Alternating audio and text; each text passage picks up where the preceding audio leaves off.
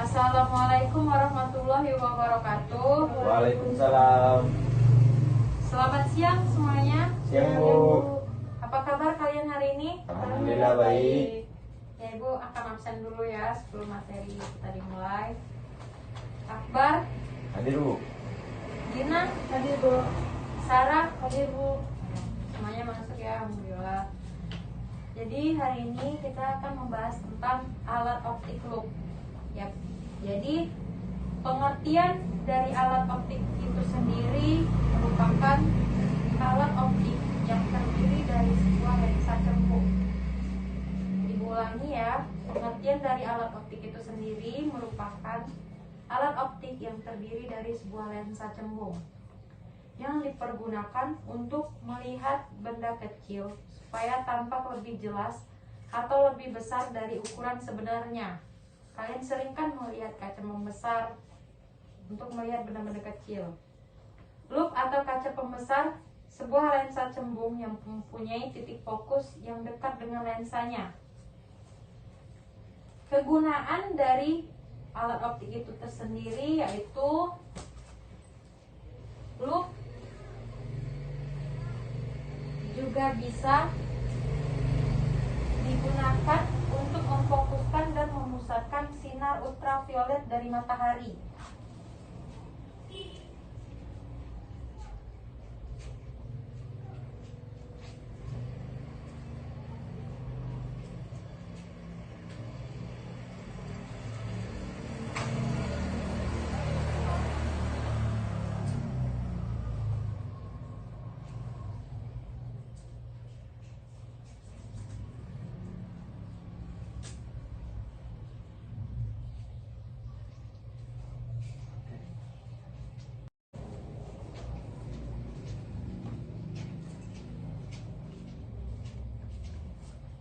Ya, jadi Ibu jelaskan lagi, selain untuk melihat benda-benda kecil, loop juga digunakan untuk memfokuskan dan memusatkan sinar ultraviolet dari matahari. Nah, dimana dengan menggunakan loop ke selembar kertas tipis atau daun kering untuk membuat titik panas pada fokus yang kelamaan akan menyalakan api. Jadi itu adalah kegunaan dari alat optik loop ya. Jadi di sini Ibu akan menampilkan video mengenai materi ini. Di buku pelajaran, pastinya kita sering melihat orang yang menggunakan kaca pembesar sebagai alat untuk melihat suatu objek yang kecil. Namun, tahu nggak sih kalian gimana cara kerja kaca pembesar itu? Loop atau kaca pembesar tersusun dari sebuah lensa cembung yang dihubungkan dengan sebuah gagang untuk memegang loop tersebut. Lensa cembung pada loop ini memperbesar benda di bawahnya karena cahaya yang dipantulkan benda akan dihamburkan oleh lensa cembung dan menjadikannya nampak lebih besar. Mengapa demikian? Mari kita lihat. Mula-mula sinar 1 datang menuju pusat kelengkungan cermin, kemudian sinar 1 akan dipantulkan kembali. Lalu sinar 2 datang sejajar sumbu utama dan dipantulkan seolah-olah datang dari titik fokus. Apabila kita tarik garis perpanjangan kedua sisi pantul, maka kedua garis tersebut akan berpotongan pada satu titik. Nah, titik inilah tempat bayangan objek berada. Karena bayangan terbentuk sebagai hasil perpotongan perpanjangan sinar pantul, maka bayangan bersifat maya. Loop ini umumnya digunakan oleh orang yang memerlukan melihat objek kecil lebih jelas. Misalnya, pustakawan atau peneliti yang ingin membaca tulisan kecil, mekanis jam yang melakukan pembuatan atau perbaikan jam, ilmuwan yang ingin melihat hewan kecil seperti serangga. Dengan adanya kaca pembesar ini, kita tidak perlu susah-susah untuk mendekatkan mata kita ke objek, bukan? Bagaimana penjelasan tadi? Menarik, bukan? Nah, kalian sudah melihat video yang Ibu tadi perlihatkan. Jadi, Ibu akan menjelaskan lagi pengertian dari loop atau kaca pembesar. Itu sebuah lensa cembung yang mempunyai titik fokus yang dekat dengan lensanya. Udah Ibu jelaskan dari awal materi tadi ya. Lalu menghitung jarak titik fokus suatu loop. Yep. Titik fokus suatu loop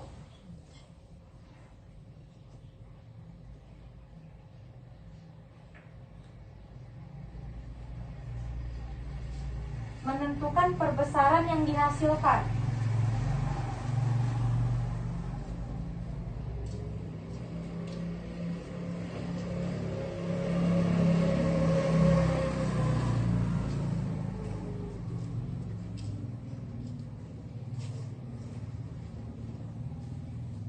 Oleh karena itu, titik fokusnya adalah besaran yang perlu diketahui.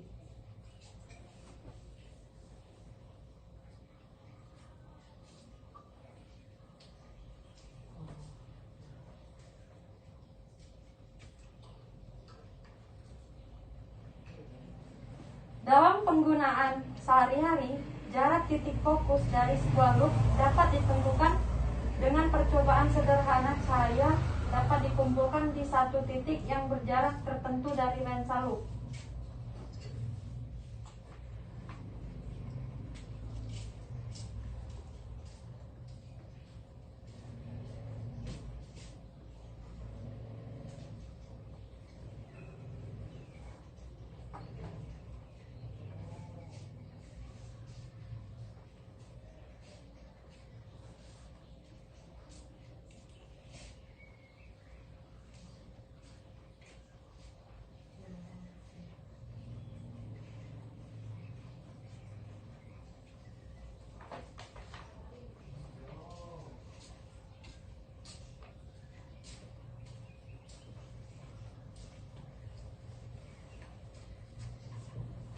Lalu, loop bekerja dengan melihat suatu bayangan maya tegak dan diperbesar.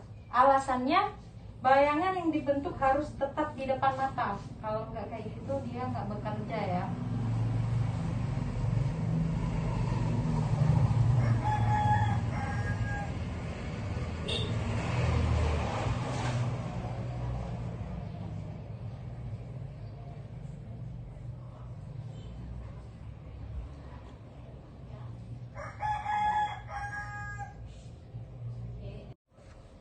Alasan bayangan yang dibentuk harus tetap di depan mata. Loop bekerja dengan melihat suatu bayangan maya tegak dan diperbesar.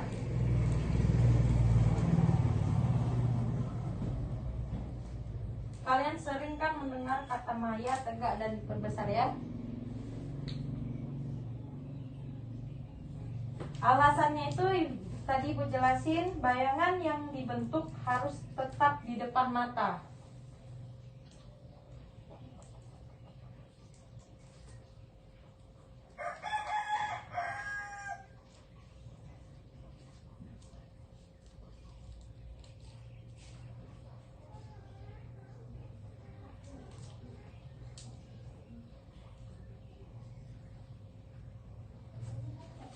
Sampai sini Ibu jelaskan, kalian mengerti? Ngerti, Bu.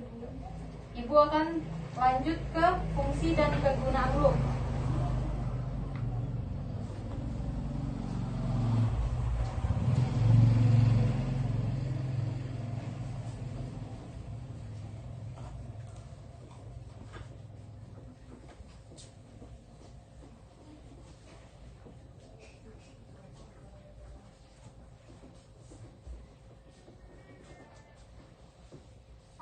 Adapun fungsi dan kegunaan loop yaitu yang pertama memiliki fungsi untuk melihat benda-benda kecil.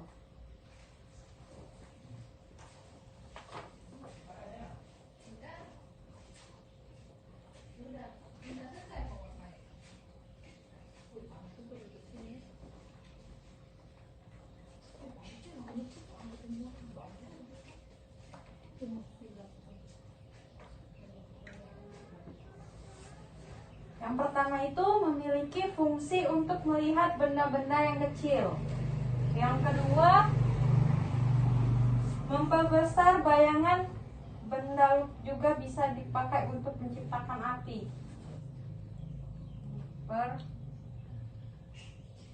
Perbesar bayangan Yang terakhir itu bisa juga dipakai untuk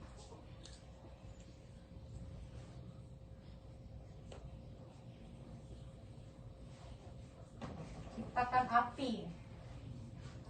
Jelas ya yang Ibu jelaskan? Jelas, Bu.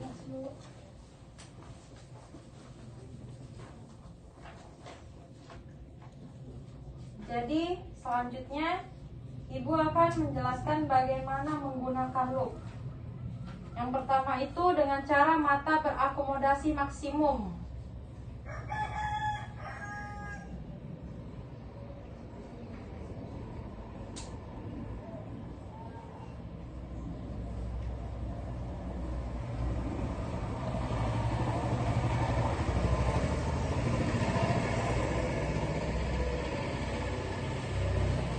Yang kedua itu dengan cara mata tidak berakomodasi.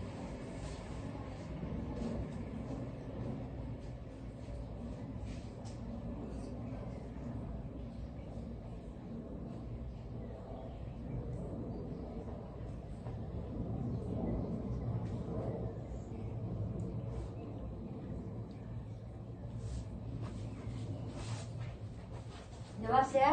Jelas, Bu. Selanjutnya, apa kalian tahu dengan lensa cembung? Belum ya? Belum, Bu. Jadi fungsi utamanya itu memperbesar benda-benda kecil yang Ibu jelaskan tadi. Lalu di bagian loop itu ada bingkai loop. Bingkai loop.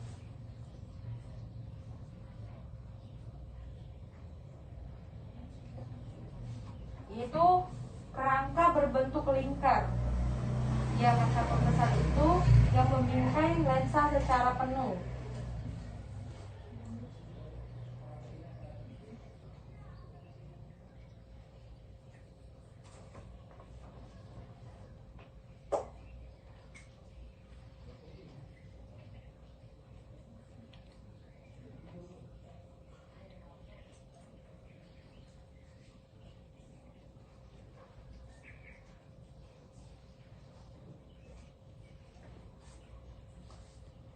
Nah, perbesaran loop bisa diukur dengan membandingkan sudut penglihatan setelah ada loop dengan sudut penglihatan tanpa loop. Saat menggunakan loop, benda harus diletakkan di antara fokus dan pusat lensa. Di sini Ibu akan menuliskannya.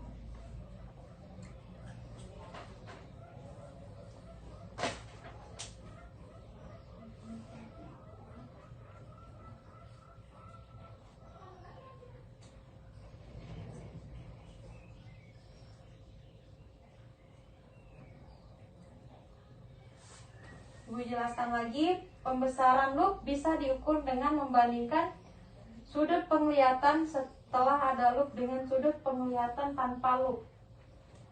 Saat menggunakan loop, benda harus diletakkan di antara fokus dan pusat lensa. Benda dapat diamati dalam dua keadaan, yaitu ketika mata berakomodasi maksimum dan mata berakomodasi tidak maksimum.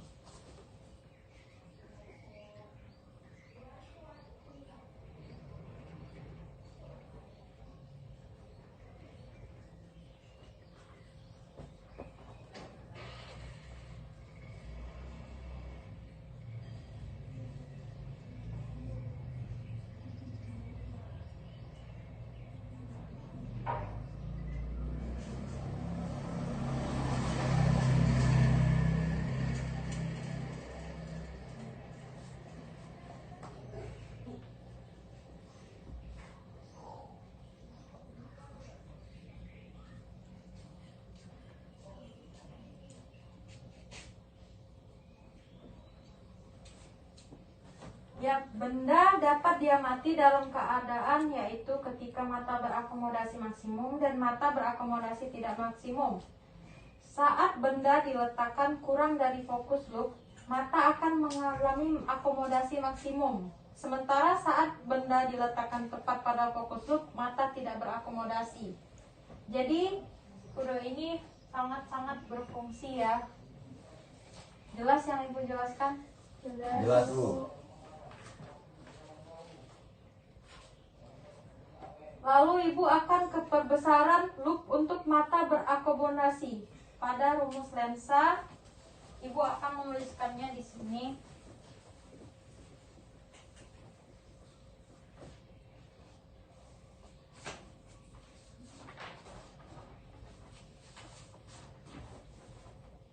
Satu per F sama dengan 1S0 ditambah 1 sama dengan 1F.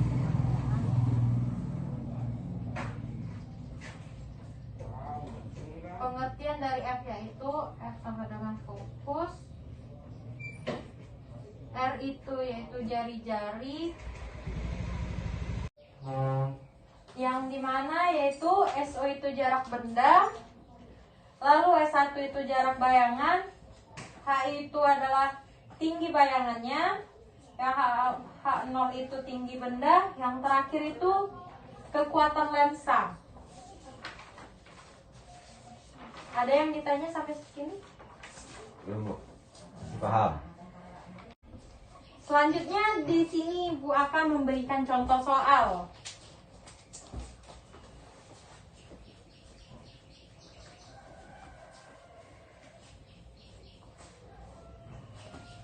Contoh soal di sini yaitu sebuah benda diletakkan 4 cm di depan loop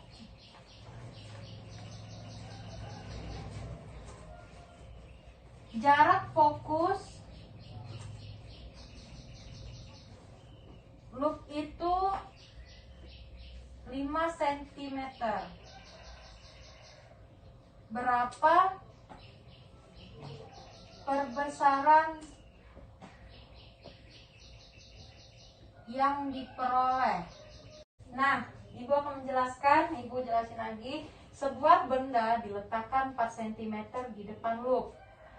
Jarak fokus loop itu 5 cm. Berapa perbesaran yang diperoleh?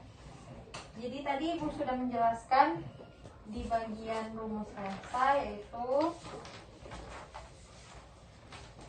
1 per F sama dengan 1 per S0 tambah 1 per SI. Jadi di mana S sama dengan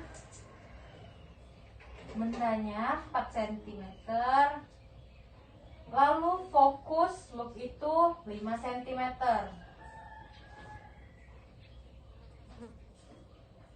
Berapa perbesaran yang diperoleh? Langkah pertama yang kalian harus tahu yaitu hitung S1-nya, yaitu S1 sama dengan SF S min F. Ibu akan hapus ya kami di kelasnya. Ini sudah dicatatkan soalnya. Sudah, Bu. Ibu jelasin lagi langkah 1 yaitu hitung S1 yaitu S1 sama dengan SF dengan SF. S1 4 dikali 5 4 di 5. S1 sama dengan min 20 cm. Lalu langkah kedua, hitung M-nya. M itu tadi di perbesaran tadi ya yang dipertanyakan. M sama dengan 1 per S M sama dengan 20. 20 ini dapatnya dari sini ya. M sama dengan ini. Lalu kita ke langkah kedua. Hitung M. M itu yang dipertanyakan ya. M sama dengan S tuh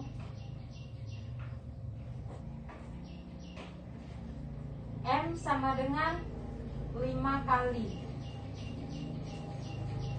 Jadi 20 ini dapatnya dari sini.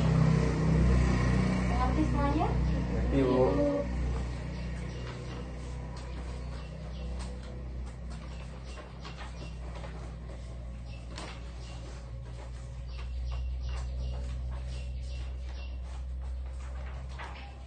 Nah, di sini juga Ibu, setelah kalian melihat ini, kalian sudah paham kan? Di sini juga akan memperlihatkan video tentang penerapan lebih jelas tentang materi optik loop ini. Apa kegunaan loop? Loop biasanya digunakan untuk mengamati morfologi bagian tumbuh dan hewan ya, supaya kelihatan lebih jelas, atau biasanya dipakai oleh tukang reparasi jam untuk melihat komponen dan mekanik jam yang sangat kecil sehingga tidak kesulitan untuk memperbaikinya, atau mungkin kalian pernah menggunakannya sebagai main-main karena dia mampu mengumpulkan cahaya atau sinar datang yang sejar padanya sehingga mampu digunakan untuk membakar sampah yang kering atau kertas ya. Nah, bagaimana sih cara kerja loop? Kok bisa membuat benda itu terkesan tampak lebih besar? Jadi perhatikan gambar yang berada di depan kalian. Lihat tinggi OA, tinggi OB, dan tinggi OC itu adalah sama. Jadi tingginya sama. Tetapi lihat, perhatikan sudut pandang yang dibentuk oleh OC itu jauh lebih besar, yaitu sudut alfa 3.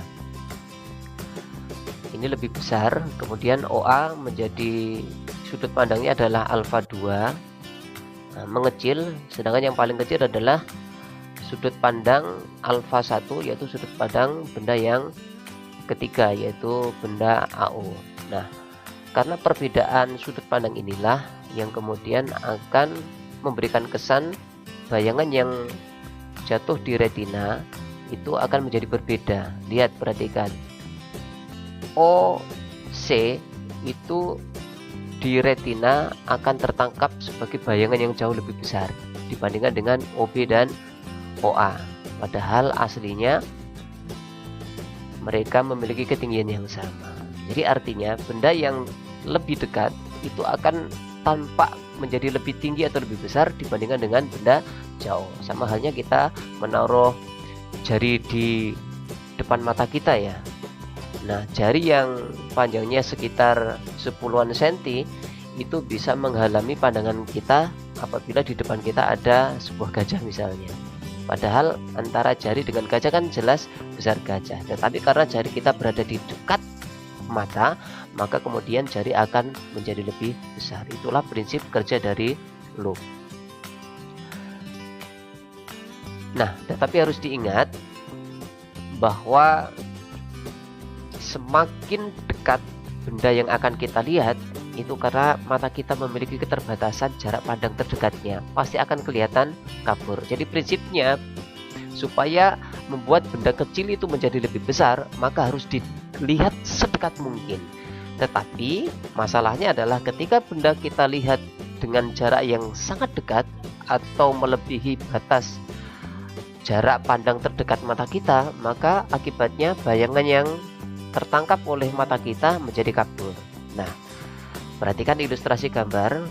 Nah, fungsinya loop itu atau lensa cembung itu adalah menjauhkan bayangan supaya jatuh berada pada titik dekat mata kita. Nah, prinsipnya itu, sehingga loop bisa digunakan untuk melihat benda yang pada jarak dekat tetapi mata kita tidak kabur, karena yang diamati oleh mata bukan bendanya langsung sekarang, tetapi bayangan yang dibentuk oleh lensa cembung. Nah, Perhatikan bayangannya menjadi lebih jauh dibandingkan dengan benda aslinya. Nah, untuk itu dikenal istilah perbesaran anguler. Apa itu perbesaran anguler?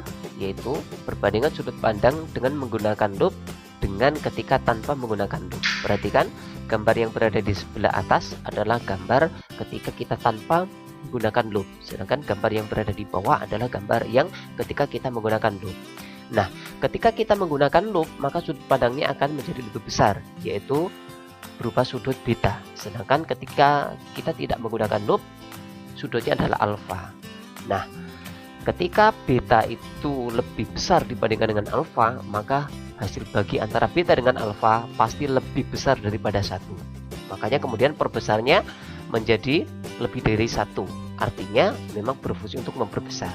Ini yang disebut dengan perbesaran anguler. Jadi perbesaran anguler adalah perbandingan sudut pandang dengan menggunakan loop dan tanpa menggunakan loop. Nah, sekarang kita pelajari lebih detail. Perhatikan baik-baik gambar yang saya ambil dari fisikaabc.com ini. Karena M adalah beta dibandingkan dengan alfa, sedangkan beta dan alfa itu adalah sudutnya sangat kecil. Nah, menurut teori matematika, ketika sudutnya kecil, maka beta dibanding alfa sama dengan perbandingan tangannya. Jadi bisa kita tuliskan M sama dengan tangan beta dibagi dengan tangan alfa. Nah, tangan itu adalah perbandingan antara H dan S. Nah, perhatikan ya. Nah, di sini. Nah, beta itu berarti tangan beta itu berarti H per S, sedangkan tangan alfa itu adalah H per Sn. Sehingga dapat kita tuliskan seperti ini. M sama dengan H per S per H per Sn. Maka dapat kita sederhanakan bahwa M itu adalah Sn per S, di mana Sn adalah jarak baca normal, S adalah jarak benda. Sehingga dapat kita ambil kesimpulan M itu adalah Sn per S. Nah, ini yang disebut dengan perbesaran anguler. Ini bentuk akhirnya ya. Nah, sekarang kita terapkan pada loop. Nah, ada dua cara menggunakan loop. Yang pertama adalah kita menggunakan loop dengan perbesaran anguler loop dengan mata berakomodasi maksimum. Mata berakomodasi maksimum akan menghasilkan perbesaran yang maksimum juga. Nah, perhatikan gambar. Untuk mata berakomodasi maksimum itu artinya maka S aksen harus sama dengan min Sn. Nah, kenapa harus sama dengan min Sn? Min itu artinya bayangannya adalah maya. Jadi S aksennya adalah maya, karena yang diamati oleh mata adalah bedangan maya yang terbentuk oleh lensa cembung. Kemudian Sn artinya kita meletakkan bayangan maya yang dihasilkan oleh lensa cembung tepat berada pada jarak pandang terdekat mata. Makanya istilahnya adalah berakomodasi maksimum. Jadi yang paling dekat bisa diamati oleh mata. Nah, sekarang kita turunkan dengan menggunakan persamaan umum bahwa 1 per F sama dengan 1 per S plus 1 per S aksen. Karena S aksennya adalah minus Sn, maka dapat kita turunkan menjadi seperti ini. 1 per F sama dengan 1 per S min 1 per Sn. Nah, sekarang menjadi minus karena S aksennya adalah min Sn. Nah, dengan demikian maka dapat kita sederhanakan, kita olah, maka S sama dengan min Sn kalikan F dibagi min Sn min F. Atau kalau kita ubah dalam bentuk positif, maka S sama dengan Sn dikalikan F dibagi S plus F. Kemudian kita masukkan bahwa M atau perbesaran anguler adalah Sn dibagi S. Karena S-nya adalah Sn kali F per Sn plus F, maka ketika kita masukkan hasilnya adalah seperti ini. Nah, sehingga M adalah Sn plus F dibagi F. Lalu kita sederhanakan, maka M adalah Sn per F plus 1. Inilah perbesaran anguler loop dengan mata berakomodasi maksimum. Nah, jadi dapat kita simpulkan bahwa perbesaran anguler loop dengan mata berakomodasi maksimum adalah M sama dengan Sn per F plus 1, di mana SN adalah jarak pandang terdekat, biasanya mata orang normal adalah sekitar 25 cm, terus dibagi dengan jarak fokus dari lensa loop yang kita gunakan ditambah dengan 1. Nah, atau dengan cara yang sama ketika mata berakomodasi pada jarak tertentu, misalnya pada jarak X, maka S-aksennya sama dengan min X. Dengan cara yang sama persis dapat kita turunkan bahwa M sama dengan SN per F ditambah SN per X, di mana SN adalah jarak baca normal yaitu 25 cm, F adalah fokus lensa yang digunakan, X adalah jarak mata berakomodasi. Nah, sekarang cara yang kedua adalah bagaimana ketika perbesaran angular loop dengan mata tanpa berakomodasi atau mata rileks. Baik ya. Nah, untuk menghasilkan bayangan yang rileks, maka benda harus kita letakkan persis berada di fokusnya, sehingga kedua sinarnya sejajar dan akan menghasilkan seolah-olah benda berada di jauh tak terhingga. Maka dalam hal ini S harus sama dengan F, sehingga S aksen sama dengan minus tak hingga. Dengan cara yang sama bahwa M itu adalah beta dibagi dengan alfa, maka akan dihasilkan persis seperti tadi. Karena sudutnya sangat kecil, maka M sama dengan tangen beta dibagi dengan tangen alfa, sehingga dapat kita peroleh kalau kita ganti S dengan F, maka tangen beta adalah H per F, sedangkan tangen alfa adalah H per SN, masih tetap, sehingga dapat disederhanakan M adalah SN dibagi dengan F. Jadi tanpa ada tambahan angka satunya. Inilah perbesaran yang dihasilkan oleh mata ketika tanpa berakomodasi. Sehingga dapat kita simpulkan perbesaran angular loop dengan mata tanpa berakomodasi atau mata rileks adalah M sama dengan SN per F, di mana SN adalah jarak baca normal, F adalah panjang fokus lensa yang kita gunakan. Yaitu yang pertama plastik, 3 kantong plastik yang berukuran berbeda, kemudian bolpen atau spidol, yang penting bisa buat nandain plastiknya. Terus yang ketiga adalah karet, potongan karet buat ngiket plastiknya nanti pas diisi air. Terus yang keempat adalah air.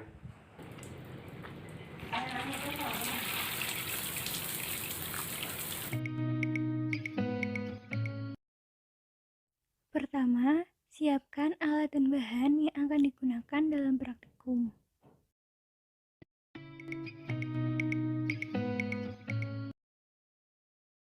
Langkah selanjutnya, isikan air ke dalam plastik secukupnya. Pastikan air tidak terlalu penuh agar air tidak tumpah saat diikat. Lalu ikat menggunakan karet gelang. Pastikan plastik terikat dengan kencang. Lakukan hal yang sama terhadap plastik kedua dan ketiga.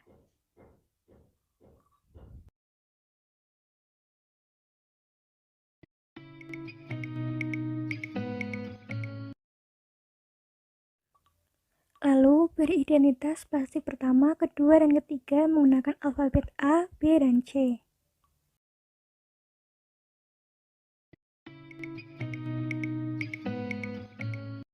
Siapkan kertas yang telah ditulis, lalu letakkan di tempat yang datar.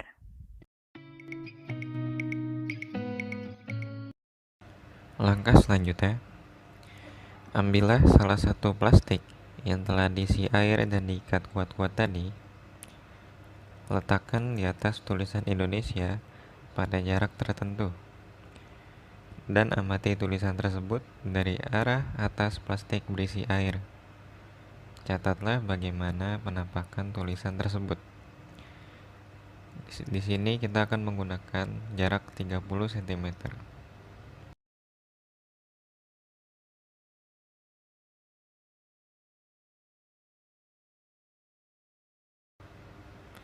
Seperti yang dapat dilihat, tulisannya tidak begitu jelas, namun terlihat sedikit. nampak tulisannya terbalik atas bawah.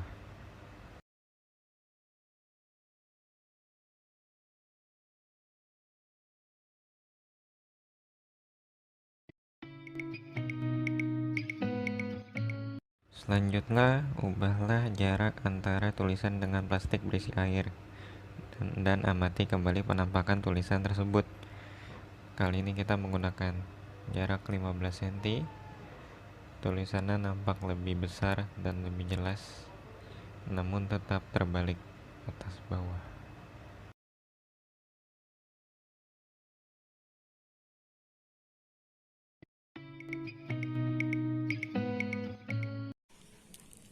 Lalu, ubah jarak plastik 0 cm dari kertas. Amati bagaimana tulisannya. Dapat dilihat bahwa tulisan Indonesia dapat terbaca dengan jelas dan tidak ada satupun huruf yang terbalik.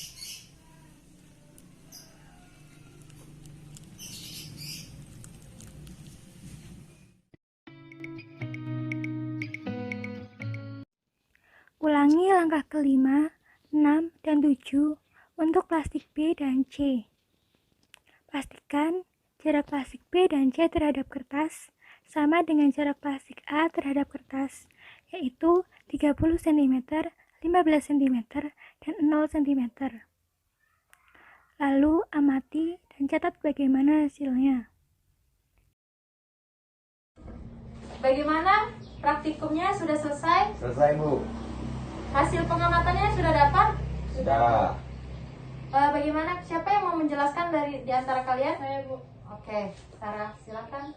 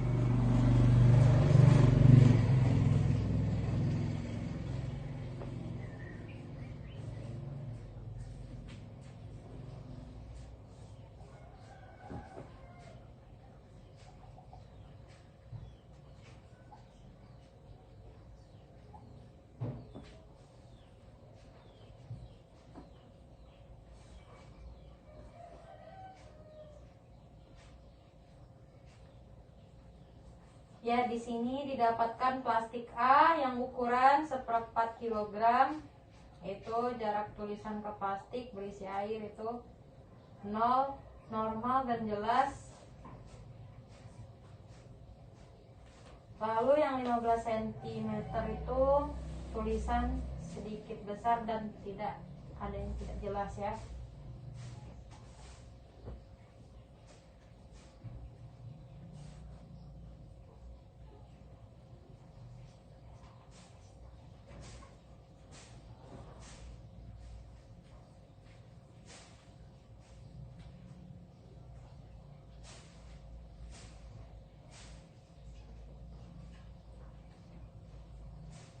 Udah ya.